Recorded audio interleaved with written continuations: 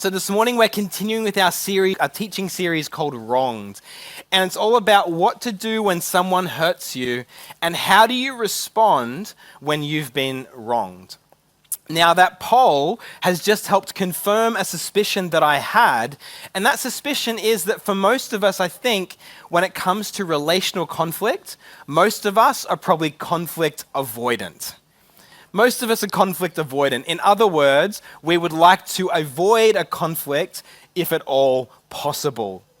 Now, what happens when we are conflict avoidant is that often we do everything possible to try and resolve a relational conflict without actually going to the person that the conflict is about. In other words, I think a lot of us find it easier to go around the person rather than go directly to the person. Amen? A lot of us find it easier to go around. That is the path of least resistance rather than going directly to the person and having a conversation.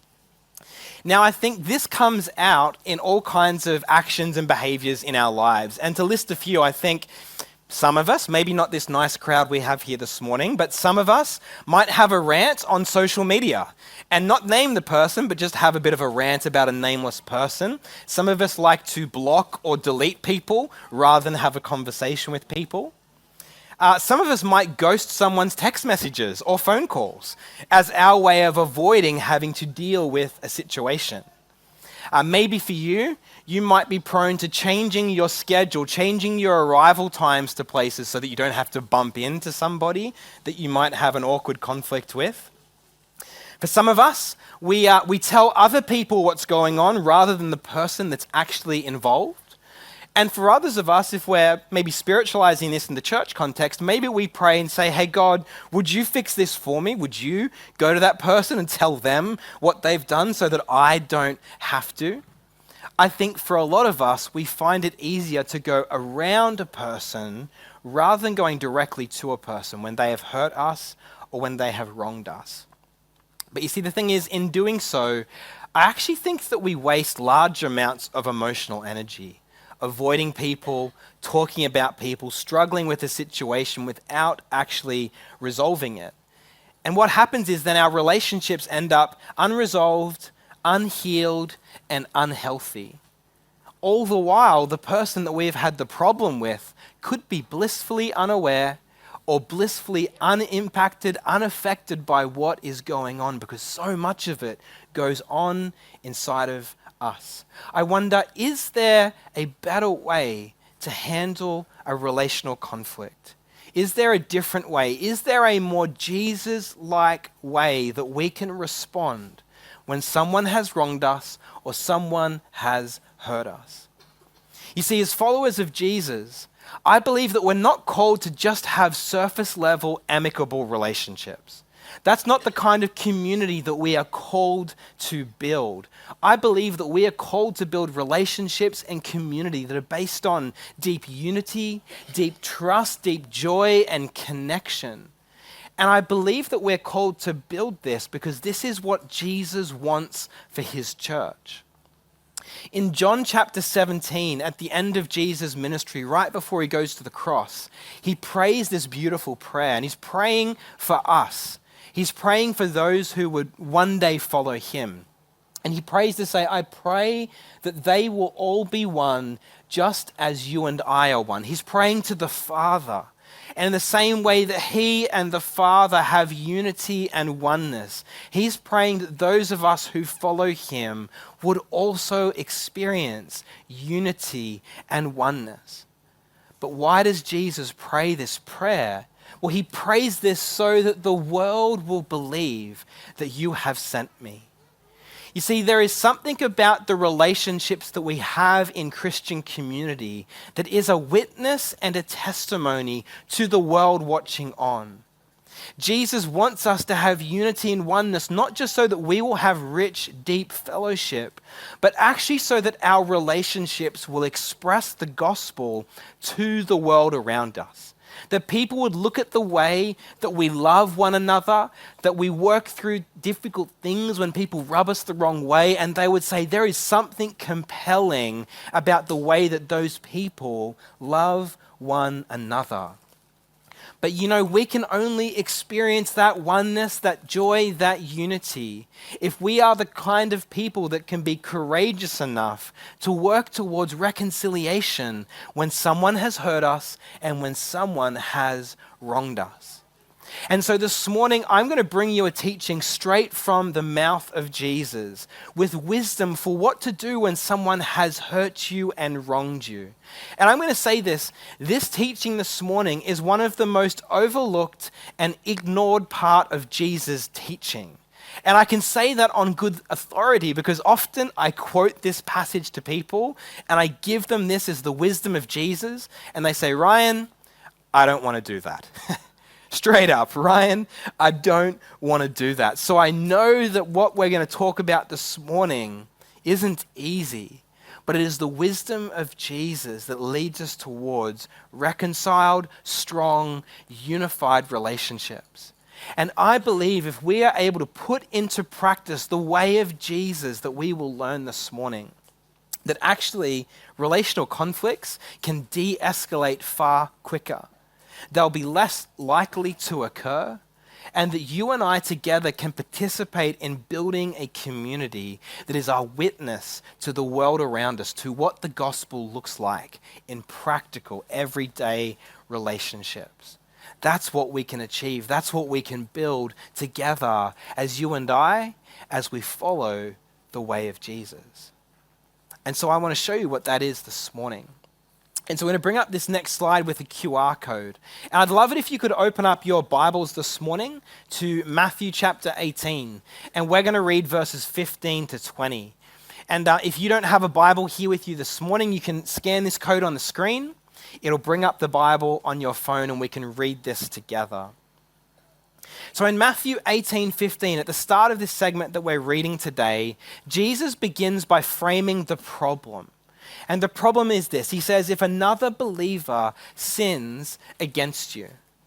And so what he's giving us wisdom for and a process for this morning is what to do if someone else who believes, someone else who is part of the faith and following Jesus, says or does something that hurts you or wrongs you. Now, depending which translation you read, it may say if another believer sins, or it may say if another believer sins against you. This process works the same either way, whether you've noticed that someone has fallen into sin and temptation and a struggle, or whether the way that someone is behaving and speaking is causing an offense against you. This process is the same. This is the problem Jesus identifies. But what is the way of Jesus? How does he invite us to respond when this happens? Well, let's continue to read. Jesus tells us to go privately. In Matthew 18:15, if I read the full verse, it says, if another believer sins against you, go privately and point out the offense. If the other person listens and confesses it, you have won that person back. Notice here that Jesus is speaking to the person who has been wronged rather than the person who does the wrong. He doesn't say, hey, if you've offended someone, go and make it right. He's not speaking to the person that has done wrong. He's speaking to the person who has been hurt or wounded or offended by someone else. He says, if someone has sinned against you, go privately to them and point out the offense. Jesus says go privately. He doesn't say go publicly. He doesn't say make a church-wide announcement or post it on social media. He says go privately to that person. Now, why might Jesus invite us to go privately to have a conversation with someone about something that is so awkward and so difficult for us? Well, I think there's a couple of reasons why Jesus gives us this. I think firstly, the heart of Jesus is not that we would embarrass or shame other people in our lives. To go privately to someone is to avoid shaming them publicly and embarrassing them, but to have the courtesy and the courage to go to someone directly to have a conversation if they have hurt us. I think Jesus doesn't want us to make a spectacle about something that maybe, just maybe, could be easily resolved. I think so often our hurts and our grievances, our struggles with people in our lives can be resolved with a simple conversation. Often that is all that it takes. But I think Jesus also holds some grace here for the fact that he knows that maybe sometimes we're actually wrong or mistaken. The things that we've been hurt by or offended by could just be a misunderstanding. And so by going privately to someone, it holds that grace to say, you know what, I'm going to have a chat to you about this, but I could be wrong about the way that I've interpreted this situation. Jesus invites us to go privately to the person that has hurt us and to point out the offense, to name or explain what it is that has hurt us or how they have wronged us. But notice in this step what the win is, what the goal is. You see, the goal is not retribution, but reconciliation. Jesus says the goal is to win that person back. If all goes well, then you will win that person back. And this is a picture of the gospel being expressed in relationship. Do you know that Jesus didn't want retribution against us for the wrongdoings and the sins and the offenses that we have caused to God? The gospel is that Jesus has sought reconciliation, that he went to the cross so that we could be reconciled back to God our Father. The goal and the win is always restoration and reconciliation. But what happens if that doesn't work? What happens if we have an awkward conversation with someone and it still continues? Well, Jesus speaks to that. And if we continue in this passage, verse 16, Jesus tells us that the second step is to approach that person with the help of others. Jesus says, if you are unsuccessful, take one or two others with you and go back again, so that everything you say may be confirmed by 2 or 3 witnesses. Jesus doesn't take 4 or 5 or 6 of your friends with baseball bats and go have a firm conversation, right? Jesus says take 1, maybe take 2 with you and go again and have a conversation with that person. But why would Jesus invite us to bring witnesses? Well, I think there's a couple of reasons for that. I think here Jesus now escalates the weight of the problem in proportion, right? It's a proportionate step up. Jesus gives greater weight to the concern. When you approach someone with 1 or 2 other people, it gives greater weight to the concern that you're bringing to them. I think that when you involve other people, it protects both parties. It ensures that you don't go over and above in what you're trying to do, but I think it also ensures that if they're not listening, that someone else can see and witness what is happening. And I think it also invites outside wisdom and outside opinions into a circumstance. Now, in our context, I wonder, who could those others be? Who else could we invite to come with us if we face a situation like this? Well, I have a few thoughts, a few things to give to you. 3 things. I think if you're ever at step 2 and you're inviting others to come with you, I'd first say, make sure you invite someone who is a believer. Jesus is talking about when someone who is a believer has hurt us. And so if you're inviting others in, I'd say always invite someone who is a believer. Invite someone who is in proximity to the problem. Someone that's part of the group, part of the team, part of the circumstance. Invite someone who is in proximity to the problem to come and bear witness and be part of the solution. And invite someone to come with you who is displaying spiritual fruit and spiritual wisdom. You don't want to invite someone to come and help you if they're someone that's going to make it worse, if they're going to explode, if they're going to make it more difficult. Invite someone who's displaying spiritual fruit and spiritual wisdom. Jesus invites us to go privately, and if that doesn't work, to go again with 1 or 2 others. But what happens if, again, that doesn't work? Well, Jesus continues the process. In Matthew 18:17, he says, if the person still refuses to listen, take your case to the church. The 3rd step in this process is to take the problem to the church. Notice at this point that Jesus is shifting from a private solution now to dealing with a public solution. Steps 1 and 2 are private, very private. Step 2 is now bringing the problem into the community. Now, in the context of the New Testament church, When you think about what their church looks like, it was very different to the way that our church is today. The New Testament church was primarily a network of house churches that were all intermingled and networked together. And so when Jesus is saying, take your case to the church, I don't think he's thinking about a gathering of 3,000 people and a public announcement listing everybody's sins and struggles out the front. What I think Jesus is saying is now bring this to the community that is around you. Bring it to the pocket of the community that is experiencing this problem. So what could it look like for you and I to take our case to the church, to bring it into the public space when our solutions in private are no longer working? Well, what public looks like may be different in every single situation. Some examples could be to take it to the church, could be to bring a situation to your small group. Let's imagine there's been a conflict between two of you in a small group. You've invited someone to help you kind of resolve that. You still haven't been able to fix it. Maybe to bring it to the church is to bring it to the 8 or 10 people in your small group to work on that together.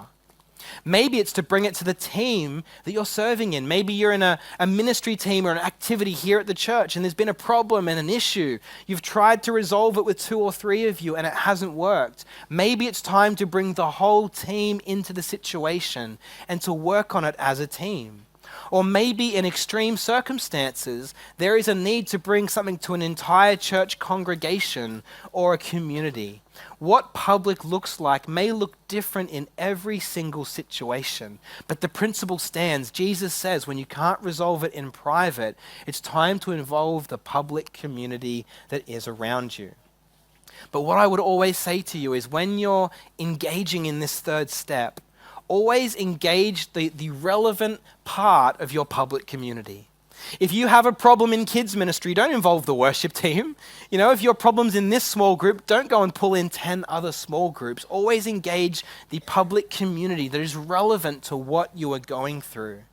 But I would also say to you, never share something in public that you haven't already involved the leader of that pocket of community in.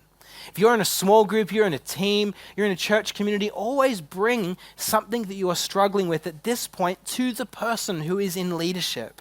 And the reason why I would say this is because God has entrusted that person to shepherd and care for that pocket of church community. They may actually know something about the situation that you don't know, and they may need to be involved in the situation to support you and to support the others. Always involve the person that is entrusted to lead that pocket of community. But Jesus tells us to go privately, to go with others, and if that fails, to go to the church. But what happens in an extreme situation when even that fails? Well, Jesus continues, and this is what he says in Matthew 18:17. He says, if he or she won't accept the church's decision, the decision of the group, treat that person as a pagan or as a corrupt tax collector. In other words, when all other avenues have failed, it's time to change the way that you see that person that you've been having a struggle with.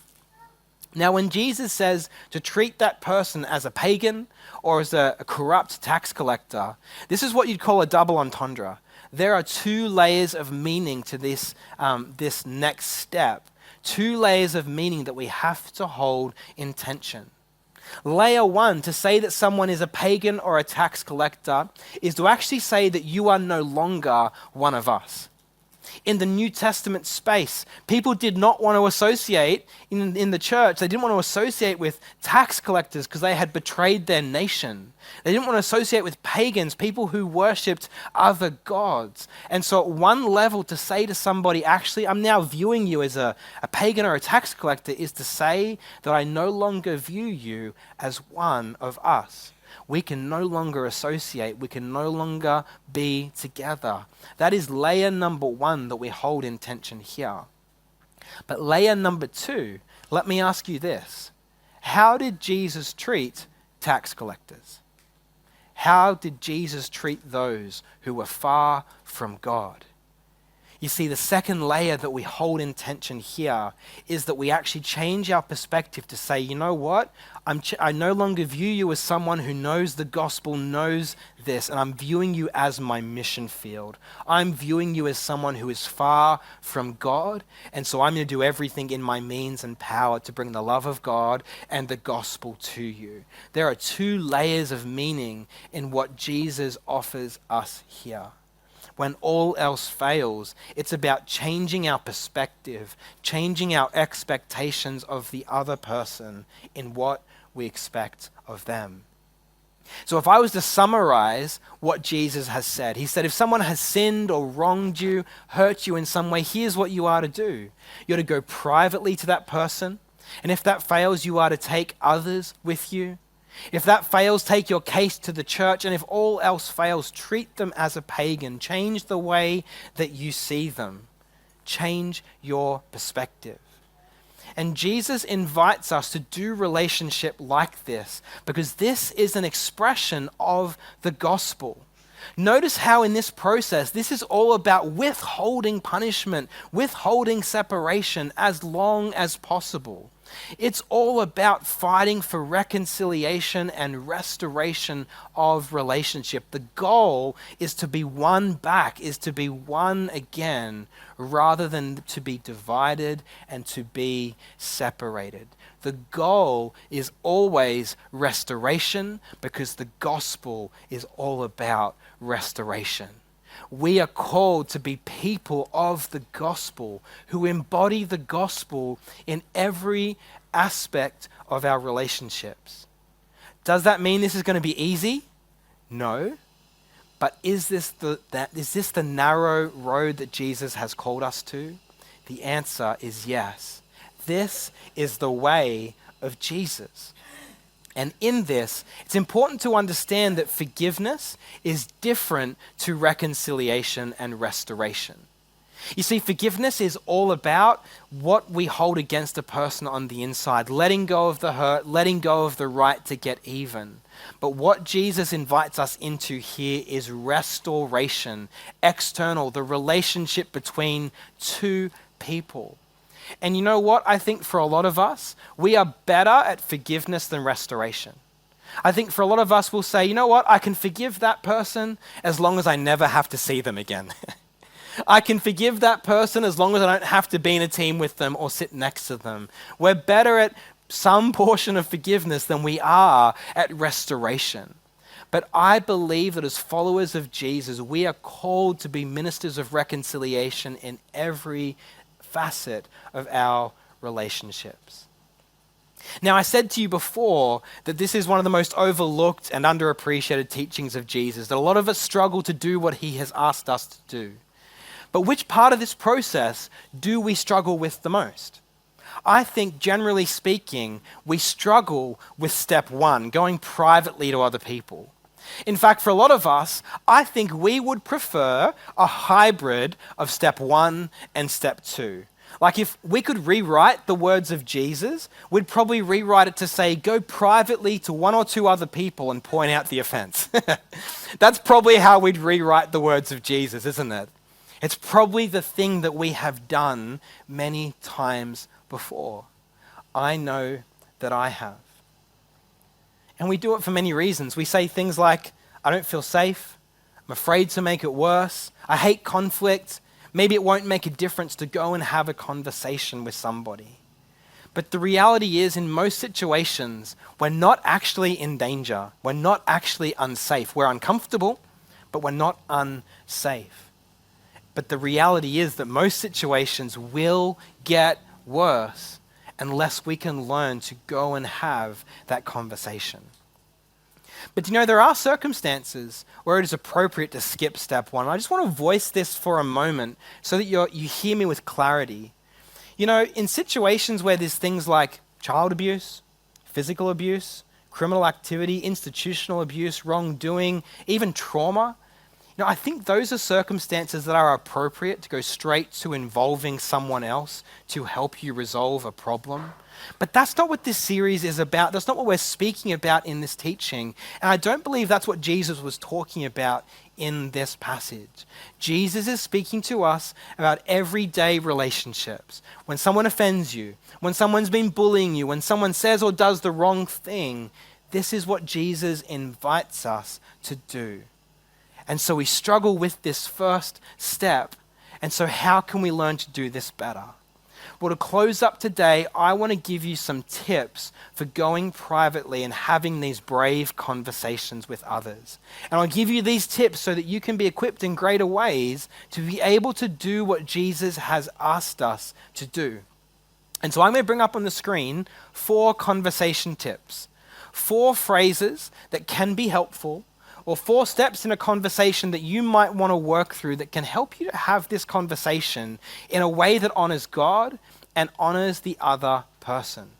So phrase number 1, you can say something along the effect of, I've noticed this, and this is how it's impacting me. This is a great phrase. You know, hey, such and such, I've noticed that you've been talking about me this way, and this is how it's impacting me. It's an observation, and it's helping them to see and hear the impact of their actions on you. You can start a conversation like that. You could ask the question of saying, what does this situation look like from your perspective? And this is a great question because it holds the possibility that maybe you've misinterpreted or misunderstood something. Maybe you've been seeing it one way and you've taken offense, but they see it another way. You can say, what does this look like from your side of the fence? What does this look like from your perspective? A third cue, a third step is you could say something like, next time I would prefer this. I've noticed you've been speaking about me this way. I would prefer that next time you speak like this. And you can close a conversation, and this is really great, by actually saying, I value this about you.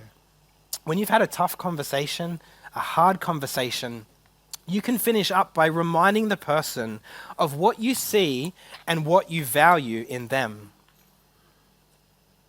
You have to forgive me for having a dry throat.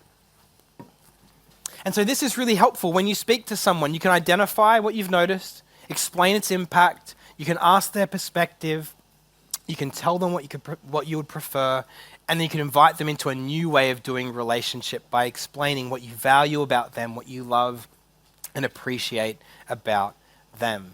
You can use these to go private and to go direct and actually have God-honoring conversations.